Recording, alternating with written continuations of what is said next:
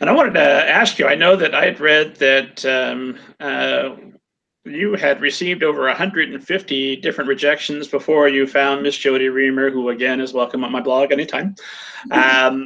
How did you persevere? How did you keep going through 150 rejections to get where you are now?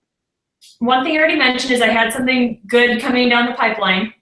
I was writing Edge of Extinction. At the time, it wasn't called Edge of Extinction, but I was working on that. The other thing is that I kind of told myself that I wasn't going to stop working on this just because it took a while. Like I always say, just because a dream takes 10 years to achieve, like 10 years is going to go by anyway, right? So isn't it better to be on the path to a dream than to go after 10 years and go, oh man, I should have done that.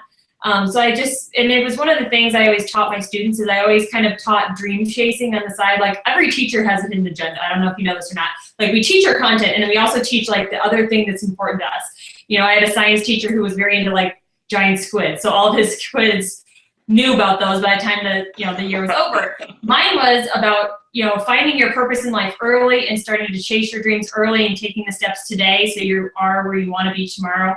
And so it was really a way for me to show that to my kids, to live that life. And I would show them the rejection letters and I would show them, I'd always say the very first day, like, what's your dream? They'd like write it on a cloud and we'd put them up on the front of the room so that literally their dreams were in front of them all year long. And I would always say that, my dream is getting a book published, guys, and I'm at this point in the journey and I'm not going to stop. And so they were a big encouragement, but also I just knew that even if it took me 20, 30 years to get this done, then it would be an enjoyable 20, 30 years because I like doing it and it'd be an awesome end result.